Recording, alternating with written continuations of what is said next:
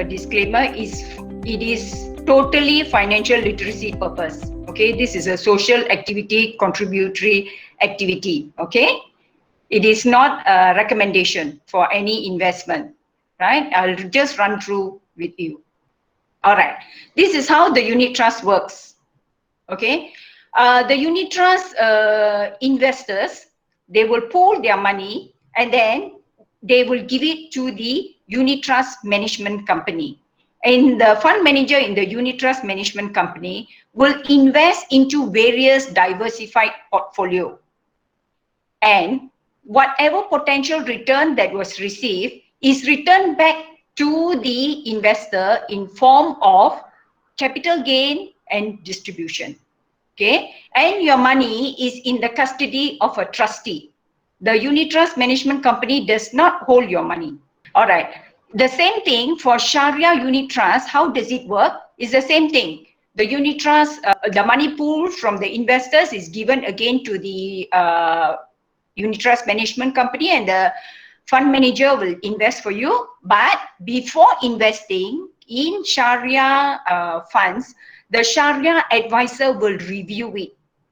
Yeah, there's one extra step here. And then as usual, it will be, the returns will be sent back to the investor in form of capital gain and distribution. What are the benefits of investing in unit trust? Of course, the first one is ease of transaction. That means as little as 100 ringgit, you can start investing. Okay. And then it is professionally managed by experienced fund managers. And the other one, it is liquid. Liquid meaning that if you want to redeem part of the full portion of your investment, you can do so. And the unit trust management company has got an obligation to repurchase your investment at the market price. Okay. And it also gives you competitive returns over long term. All right. And the most important thing, yeah, just now Puan Nora explained, who is the one who is regulating your investment? Whenever you invest, you need to know who is the regulator. For unit trust, it's regulated by Security Commission. All right. And we also have our self-regulatory organization, which is FIMM, especially for unit trust. So whenever you invest, you ask the person, I need to know who is the regulator. This is the most important. This is the most important point in today's sharing. Yeah. So we can actually reduce the number of scams.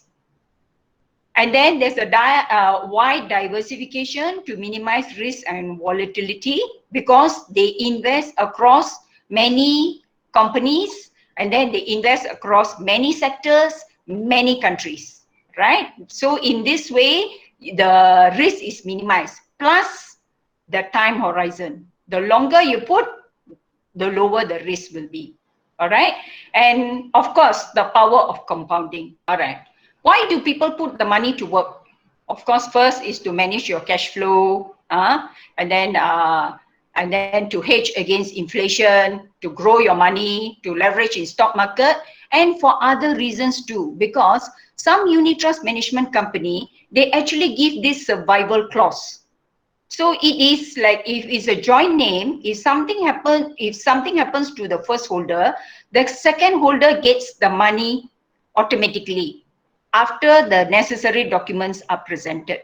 All right, this one you got to check each unit trust management company. It is written in the clause in the trust deed, and also for some company, it is also written at the back of the investment form.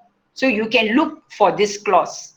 And then another thing is, the money can be trusted. You can write a trust nomination to give to specific person.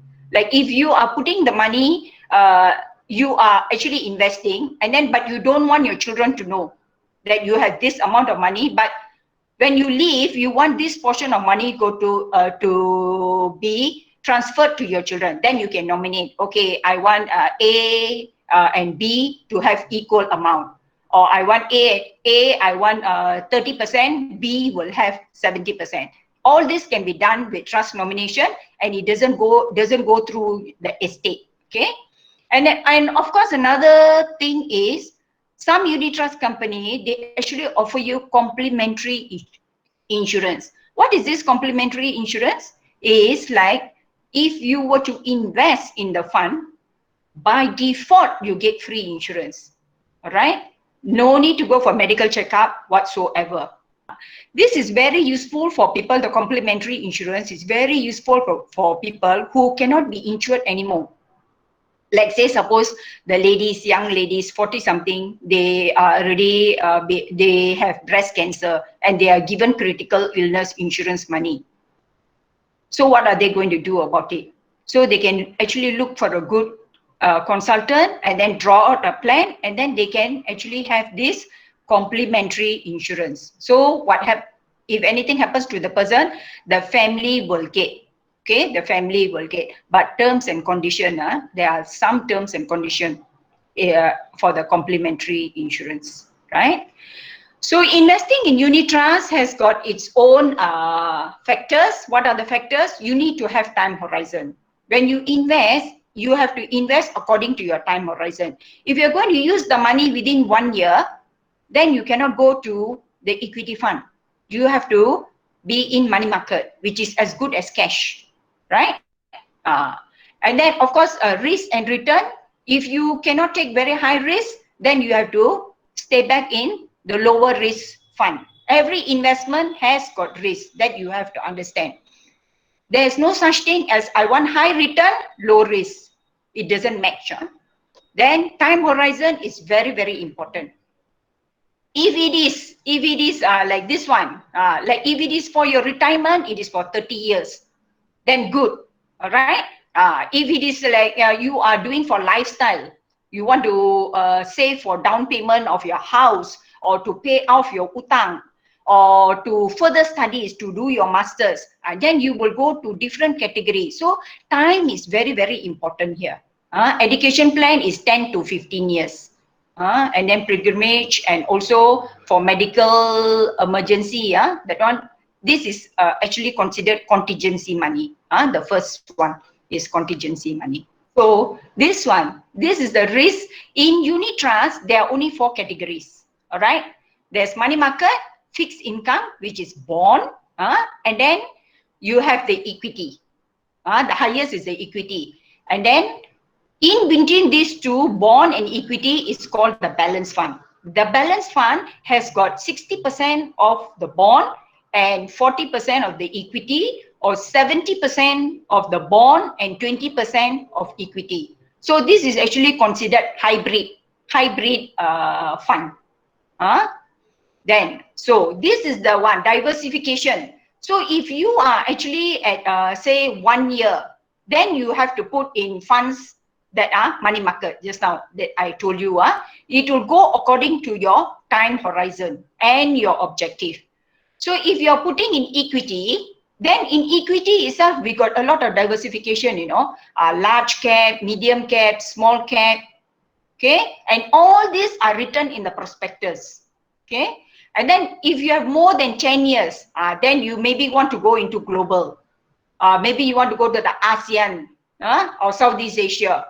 And the most risky one is actually by country. That means Indonesia, US, Vietnam, the country, single country, that is the highest risk. And then of course sector will be the team funds. Team funds meaning like, okay, this is telecommunication fund.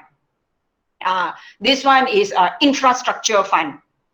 So that one will be the highest one. So you need to understand. When you understand, then your investment will be, your experience in investment will be more pleasant. It's when you don't have the understanding and you leave it everything to the consultant, it may not be so pleasant. Okay, and you must understand yourself. Where are you? So how to invest? You can invest through cash, lump sum, or you can invest lump sum plus DDA. What is lump sum by DDA? That means you just you put a small amount, and then every month you contribute towards the amount, right? And then EPF, you can also do through the member investment scheme from account 1. And then through whom do you invest? This is from FIMM. This is from the Security Commission website. This is FIMM. You see, again, there are only 4 people here. This is very, very important. Please pay attention. You see, Unit Trust Management Company. There are 39 Unit Trust Management Company in Malaysia. Their main work is to design and to distribute unit trust funds. Okay. And then you have the IUTA. IUTA means it's institutional. It's a building. It's a building. You walk into the bank and you want to invest. So they may not be the unit trust management company. They might be taking from somebody and selling it to you, put you onto the program. Okay. The next one is, of course, unit trust consultants.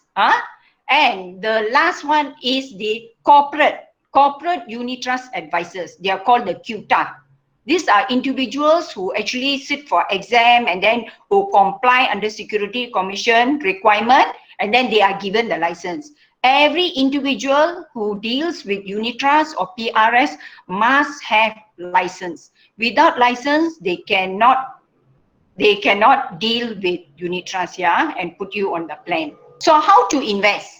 Just now I did say about cash management. Paul Noor also said about cash management. If you don't have money, how to save? How to have that kind of return? No, only excess money you save. Now, are you the type of person, you have to ask yourself, are you the type of person who will spend first and then whatever remainder you will save? Or do you want to be the person who will save first and then the remainder you will spend? So this is a 6-jar money management, which is strongly recommended. If you look at this, you see 50% is for necessity, and then 10% is pay yourself. Pay yourself means you have self-worth fund. The moment you start working, you start investing, paying yourself. All right. When you save 1/3 of your income, that 1/3 will actually help you to provide when you want to for your retirement. Okay. So why you need to plan early? Of course, time, and inflation and the compounding effect. And Rule 72. The Rule 72 is, say, suppose if you have got 100,000 today and you just leave it, the 100,000, over the inflation rate, say the inflation rate is at 4%, 24 years from now, your 100,000 is only worth 50,000. Okay, that's the meaning of Rule 72. And this Rule 72 can also be used to find out how you can double your money. If, say, suppose, if you were to put in a vehicle, if you were to put your 100,000 into a vehicle that, say, gives you 6% returns. So 72 divided by 6 is 12. So every 12 years, it is supposed to double. That is the meaning of this Rule 72. Okay? This is very important in financial planning. The earlier you start, it is better. If you look at the gradient here, all right, this is like, say, suppose you're 20 years old and then you only have to save 285 ringgit a month until you reach 60. There is a possibility of you getting 1 million. All right, and then if you were to say I will save later, actually you have to pay for the cost of procrastination. All right, and this one is if a person were to save $500 every month, say we say potentially it can give you 8% because it's a long period of time, okay, until age 60. You see, they also can get 1,000. This is by using the calculator to show you that it is possible. It is possible, provided you put in the correct vehicle. So what happens if a person with 500 ringgit, all right, say this person here, they start at the age of 25, 26, they put 500 every month, and then for 10 years, and then they leave it, all right? The next one says, I will start later, after 10 years. They also put $6,000 every month, and then you see what do they get? they get lesser by 371. So you need to save early. What happens in this case is another scenario, same thing. The person starts 500 every month. Over 10 years, they leave the money there. And this person says, never mind, I will catch up with time. I will pay double, 1,000, 1,000. So it is 12,000 every year. And then over 10 years, 120. But even if he had paid double, you see, he has still lost 66,000 as compared to a person who has started early and put 500 every month. Yeah. So actually saving early is very, very important. So in investment, you have to be very objective and you need to stick to your plan. Right? So you may be asking me, wow, the figures look nice. How do I get the money to save? Is that what you're thinking? Yeah. The main thing I want to share today with you is, if you are on pension, tuan-tuan dan puan-puan, do you know that actually you got extra 6% as compared to your colleague who has EPF? So if you say, suppose if your income is $5,000, 6% of $5,000 is how much? $300. So the $300 you can save by just you having that knowledge that you are having extra 6%, you know, and you're wasting your future money. If your colleague can live without the $300, why can't you? So put the $300 aside. That is for your future. Yeah, because when you're on pension, they only deduct 17%, you know, they only contribute to KWAP 17. Whereas the one in EPF will get 11 plus 12. Employer pays 12, employee pays 11. So they got 23%. All right. Plus just now I shared with you, 10% of your pay you have to save to pay yourself. Like Paul North said, there's a psychology in money. You got to pay yourself. If you don't value yourself, you think other people can value you? If you don't have self-love, you can love other people? No, it all begins with you. So you need to invest for yourself. And this is where you're going to get your money from. You look at your cash flow management, and then you have to cut down your lifestyle. And then you have to be objective. Once you have already draw out a plan with your consultant saying this is for your education, this is for your retirement, just keep going. Just keep going, do it monthly, then you can be very calm. You take care of the emotion. You don't bother about the market. Eventually, it will be there. You have to understand it is a process. It is a process. Unit trust is a process because it's diversified across many sectors, many countries, and many companies. All right. Since I've spoken so much about unit trust, all the benefits, of course, you can reach there and all that. But what are the cons of investing in unit trust? Sure, you got pro, mesti ada con kan? What is the con? The con is during very good times, the unit trust management, the fund manager actually cannot make that kind of money for you if you were to go and invest on your own. All on your own, you go and invest in share market, maybe you can make better, right? But for the fund manager, he can't do that for you because he got rules and regulation.